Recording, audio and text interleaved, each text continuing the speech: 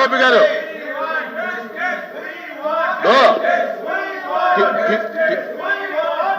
మాట్లాడలేకపోతే ఎలాయా అదండి. వారు కూడా అధికార పార్టీ కూడా దాని మీద మేము చర్చించడానికి సిద్ధంగా ఉన్నాం. సోషల్ మీడియా మీద మేము చర్చించడానికి సిద్ధంగా ఉన్నాం. వేరే ఫార్మాట్ లో రమ్మనండి. వాయిదా తీర్మానం అయింది కాబట్టి వారు వాయిదా తీర్మానం తిరస్కరించారు కాబట్టి వేరే ఫార్మాట్ లో రమ్మనండి. మేము సిద్ధంగా ఉన్నాం చర్చించడానికి చెబుతున్నారు. మీరు వేరే ఫార్మాట్ లో రండి. ఇప్పుడు చర్చించండి అధ్యక్ష. వెంటనే మీరు అడిగా ఇప్పుడు చర్చించండి. ఇవ్వండి. వేరే ఫార్మాట్ వేరే ఫార్మాట్ లో ఇవ్వండి. చర్చించండి. వేరే ఫార్మాట్ లో ఇవ్వండి. రాంభూపాల్ రెడ్డి గారు వేదవతి ప్రాజెక్టు నిర్మించడం వల్ల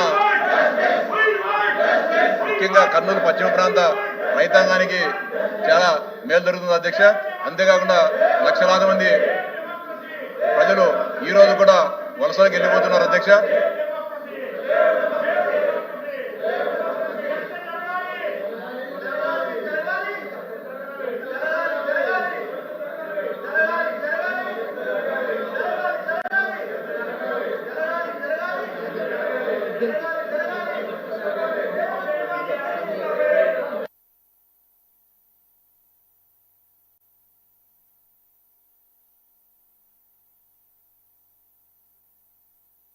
ప్లీజ్ కూర్చోవాలి మీరు. ప్లీజ్ కూర్చోవాలి మీరు. ప్లీజ్ కూర్చోండి. ప్లీజ్ ప్లీజ్ కూర్చోండి.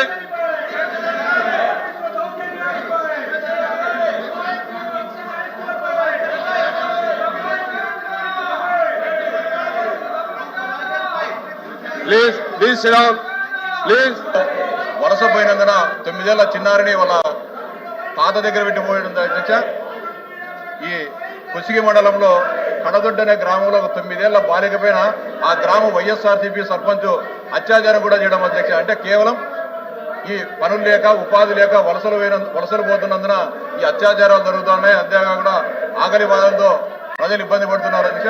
మీ ద్వారా ప్రభుత్వానికి విజ్ఞప్తి చేస్తానంటే ఖచ్చితంగా కర్నూలు ప్రాంతం సస్యశ్యామలంగా అయ్యేదానికి చర్యలు తీసుకుని దీనికి గాను వేదవతి ప్రాజెక్టును పెద్దగతిన చేపట్టాలని చెప్పి విజ్ఞప్తి చేస్తాను అధ్యక్ష. మంత్రి గారు రిప్లై.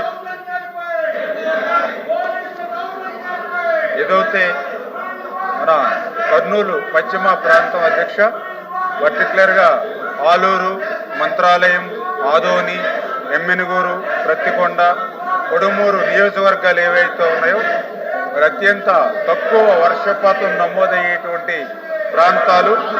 614 మిల్లీమీటర్లు మాత్రమే వర్షం పడేటువంటి దీర్ఘకాలిక కరువు పీడిత ప్రాంతాల అధ్యక్ష. ఇవన్నీ కూడా ఇప్పుడు కూడా 2 కరువు మండలాలు ఆల్రెడీ ఈ యొక్క కర్నూలు పశ్చిమ ప్రాంతంలో ఉన్నాయి అధ్యక్ష.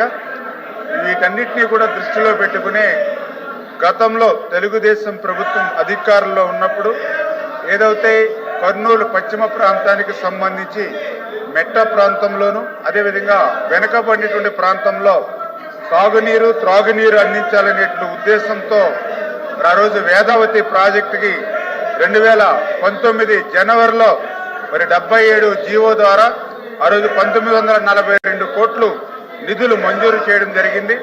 అదేవిధంగా మెగా ఏదైతే ఏజెన్సీని కూడా ఆ రోజు టెండర్స్ పిలిచి సెలెక్ట్ చేయడం కూడా జరిగింది అధ్యక్ష.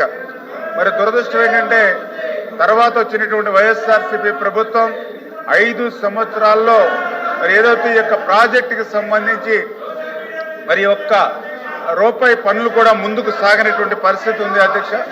అందులో కూడా పర్టికులర్గా ఏదైతే వేదవతికి సంబంధించి 2 రిజర్వాయర్, ఒకటి ఏదైతే అలారీ రిజర్వాయర్ 2 TMCలు ఏదైతే సామర్థ్యం ఉందో, అదేవిధంగా రెండవది మొలకపల్లి రిజర్వాయర్.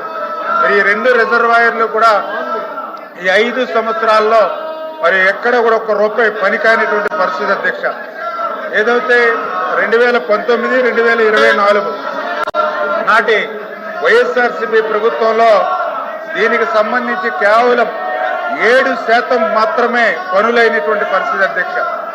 ఎంత దురదృష్టం అంటే ఆ రోజు ఏదైతే తెలుగుదేశం ప్రభుత్వ హయాంలో 2014, 2019లో ఆ రోజు 1942 కోట్ల రూపాయలు ఆ రోజు మేము నిధులు మంజూరు చేస్తే మరి తర్వాత వచ్చినటువంటి వైఎస్ఆర్సీపీ ప్రభుత్వం నిధులు కొత్తగా మంజూరు చేయవలసిన అవసరం లేకపోయినప్పటికీ కూడా మరి మంజూరైనటువంటి నిధుల్లో కూడా 101 కోట్లు మించి ఖర్చు పెట్టలేదంటే ఈ యొక్క ప్రాజెక్టు మీద ఈ యొక్క వైఎస్ఆర్సీపీ ప్రభుత్వానికి ఉన్నటువంటి నిర్లక్ష్యం ఏంటనేది చాలా క్లియర్గా అర్థమవుతున్నటువంటి పరిస్థితి అధ్యక్ష.